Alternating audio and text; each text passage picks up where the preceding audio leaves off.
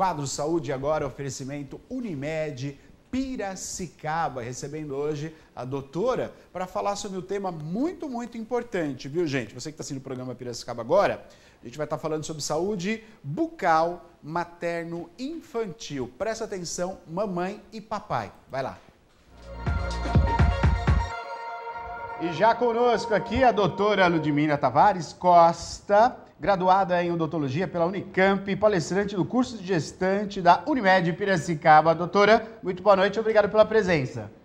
Muito boa noite, obrigada a vocês ao convite e boa noite a todos e todas. Boa noite, bem-vinda, doutora. Vamos falar hoje aqui sobre a saúde bucal, né? Materno-infantil, cuidado de uma vida toda. Bom, eu queria que a doutora até destacasse isso, que os cuidados, né, começam na barriga da mamãe, né? Todo o preparo, todos os cuidados. Vamos falar um pouquinho sobre isso, né? E aí, claro, com a participação da população também, através aí das redes sociais. Pois não, doutora? Com certeza, né? Sempre que a gente pensa aí numa gestação, a gente pensa em fazer tudo para que haja um bom desenvolvimento desse bebê, né?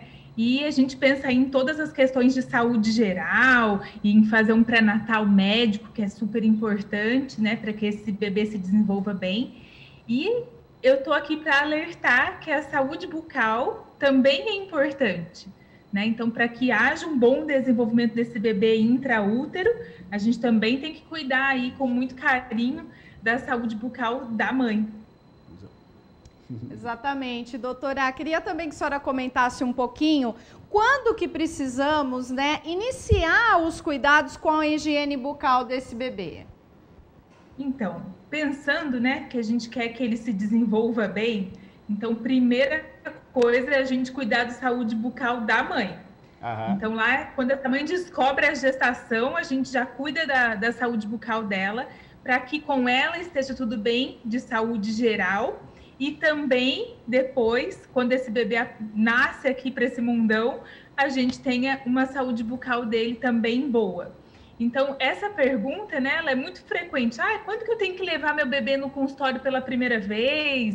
Ele nem tem dente ainda, será que já é necessário? Enfim. E aí, assim, para surpresa, né, a gente vai dizer que, com certeza, esse bebê precisa ir para o consultório antes mesmo de ter o dentinho. Olha. Então, a gente já sabe, né, que hoje, cada vez mais cedo, os bebês aparecem nos nossos consultórios. Uhum. E um dos motivos importantes de eu lembrar aqui é a questão do freio lingual. Então, é muito importante, né, desde 2014, quando houve aí a aprovação do teste da linguinha em todas as maternidades do Brasil, nós avaliamos as linguinhas lá dentro do hospital e aí esse bebê que tem a linguinha presa ou o freio encurtado precisa ser resolvido.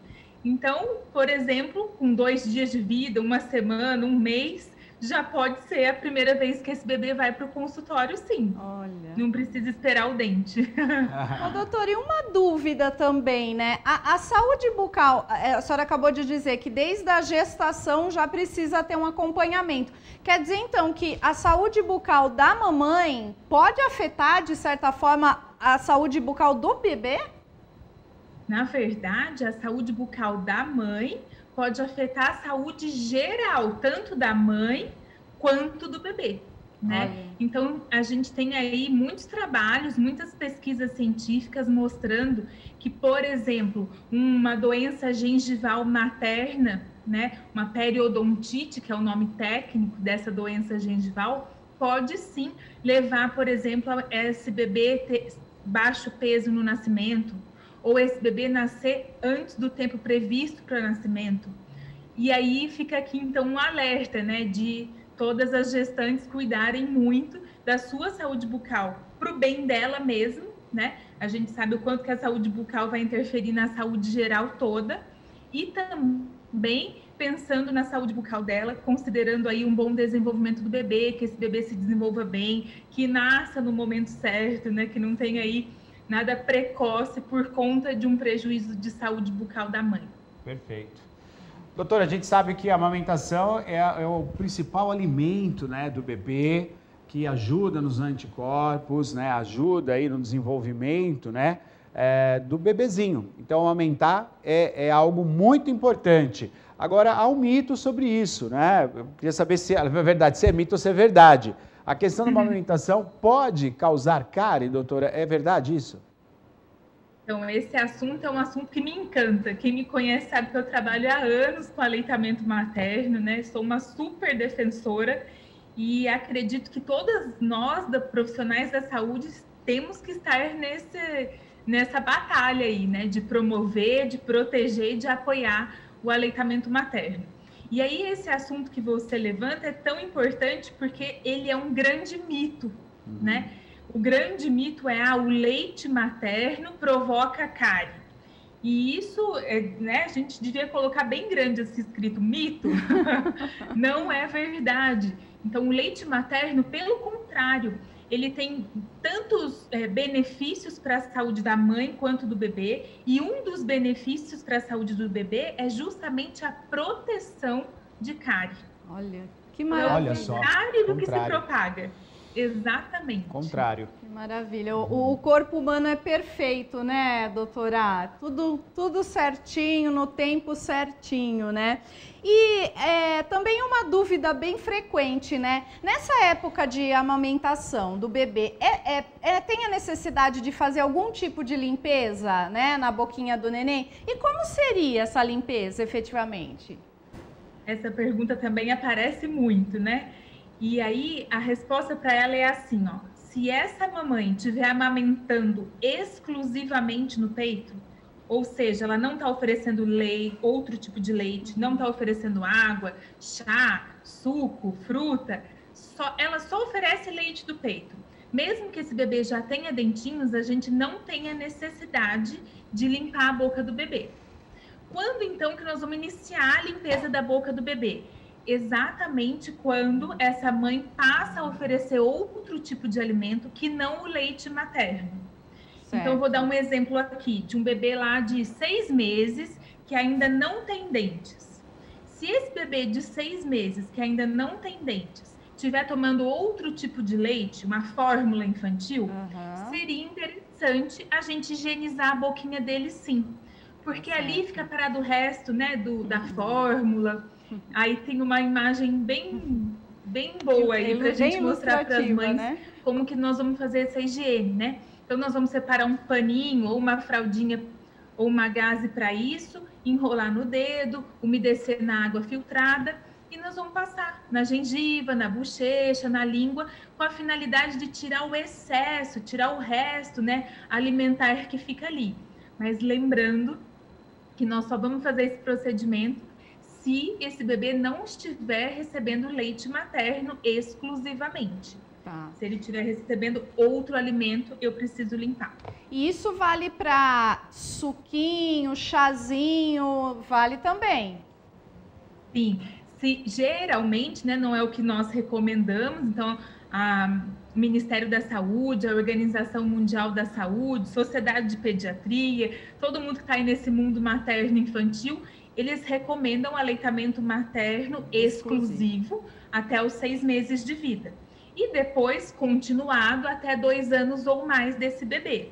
Mas se a gente tiver alguma mulher oferecendo outro tipo de alimento, suco, chá, fruta, antes do tempo, e esse bebê já tiver, né, ali, então, contato com esse tipo de alimento precocemente, é importante que a gente também higienize a boca. Doutora, qual que é a idade do bebê para nascer o primeiro dentinho? Tem uma regra? Não tem uma regra. Tem assim, geralmente o primeiro dentinho vai aparecer próximo aos 6 meses de idade. Mas nós temos bebês que aparecem muito depois disso, né? Às vezes tem bebê que tem 1 aninho, não tem nenhum dente ainda na boca. E nós temos bebês que aparecem muito antes disso. Não é incomum, por exemplo, ter bebê que nasce com um dentinho neonatal. E aí a gente precisa avaliar se esse dentinho fica ou não, né? Mas em média a gente quer ver essa carinha aí perto dos 6 meses de idade. Ô, doutora, aí é uma fase, né, do início da dentição. é uma fase chatinha para eles, né? Eles ficam irritadinhos, dá uma coceira ali, porque tá crescendo, né? Tá empurrando a gengiva. É normal essa coceira, essa irritabilidade do bebê? Eu sempre conto para os pais, né, que me procuram assim: você teve o dente do siso? Aí, às vezes, a pessoa me responde: tive. Como é que foi para você? Foi um terror. Assim, me doeu, eu fiquei irritado, né? Tudo que eu comia parava ali. E aí eu disse: olha que curioso, você consegue me dizer essas coisas, né? Verbalmente. E o bebê, o jeito que ele tem para me contar que para ele não tá legal, é colocando a mão na boca, coçando, babando, ficando mais irritado, né? É a linguagem desse bebê que a gente adulto precisa aprender, né? Exatamente. Imagina que o siso nasce, né? 4, às vezes de uma vez, às vezes primeiro 2, primeiro 1. Imagina o bebê que está começando a nascer todos, né, doutora? Exatamente. Se a gente pensar que dos 6 meses de idade até perto do 2º ano de vida, ele vai ter todos os dentes de leite completo na boca, né? Que são 20 dentes de leite, 20 dentes descidos. Pensa, são 2 anos de muita mudança na vida desse bebê, né? E também de uma mudança bucal importante de acontecer. Doutora, vamos falar então sobre a mamadeira e a chupeta, que estão sendo substituídas aos poucos pelo celular. Ai, meu Deus do céu, como que pode isso, né? Mas vamos falar primeiro da mamadeira e da chupeta, né? A mamadeira é o famoso TT, bom para toma um leitinho, toma um suquinho, vai naná. Enfim, vamos saber um pouquinho, doutora, a sua opinião, se é de fato, são a vilã, a mamadeira e a vilã chupeta. Ideal é tentar não dar a chupeta para o bebê. Será que isso acontece? É viável? Vamos saber um pouquinho mais sobre isso, doutora. Então, para responder a sua pergunta, é assim, ó.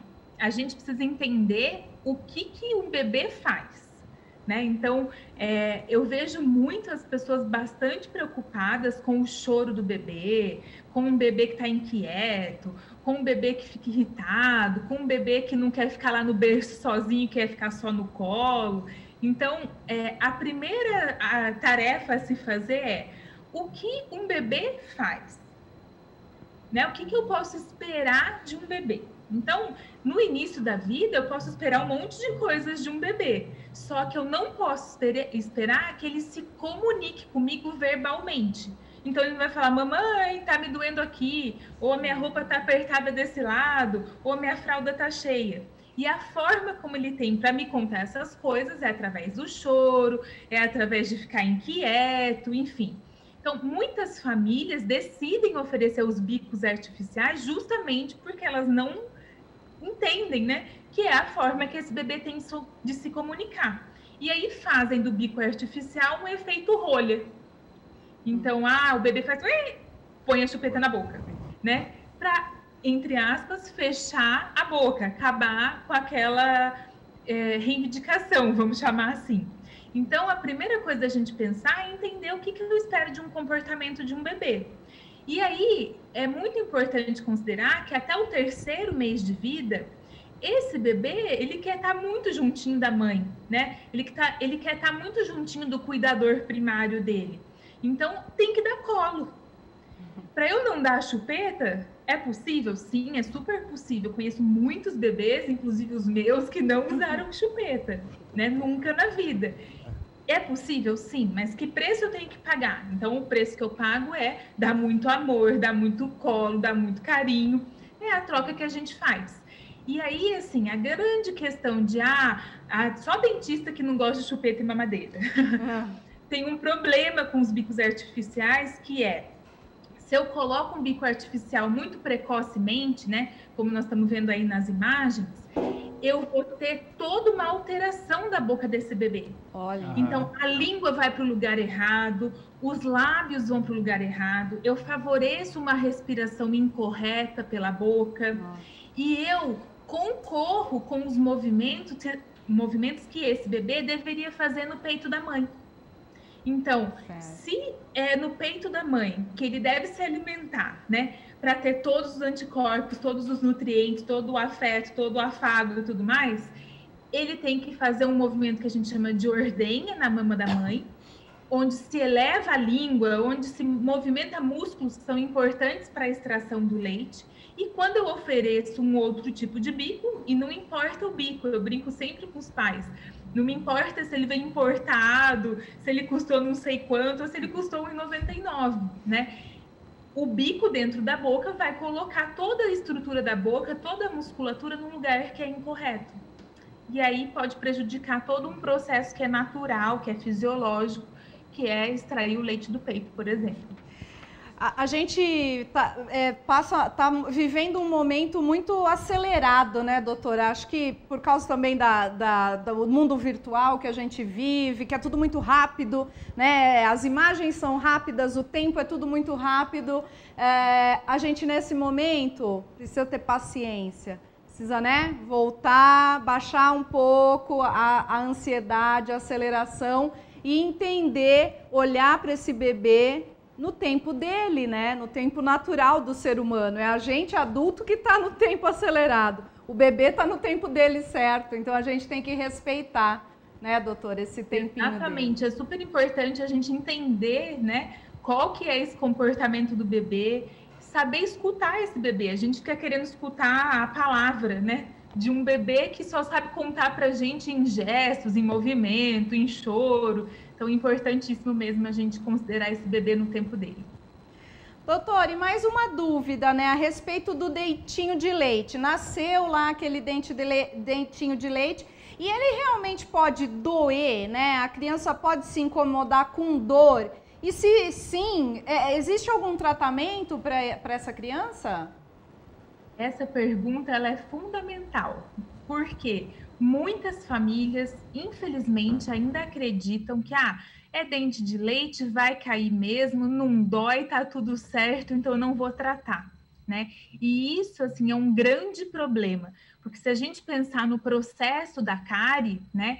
Esse processo de cárie, ele vai acometer tanto os dentes de leite, os dentes descidos, quanto também os dentes permanentes, com um agravante ainda. No dente de leite, essa aceleração, né, essa velocidade de progressão da doença cárie pode ser maior do que no dente permanente.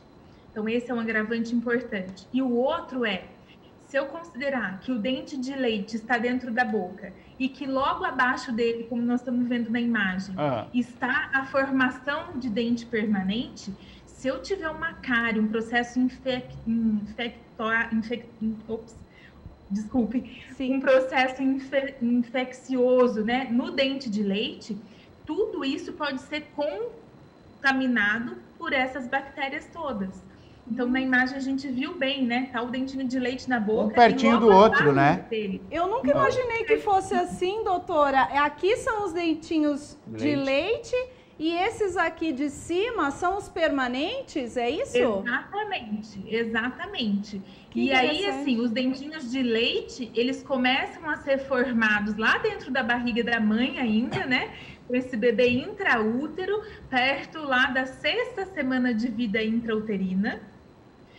E os dentes permanentes, perto do 4º mês de vida intrauterina, já estão sendo formados. E aí, essa imagem que vocês viram é de uma criança de mais ou menos aí 2 anos, 3 anos, que já tem todos os dentes de leite na boca. E embaixo dos de leite, na região óssea, está sendo formado o dente permanente.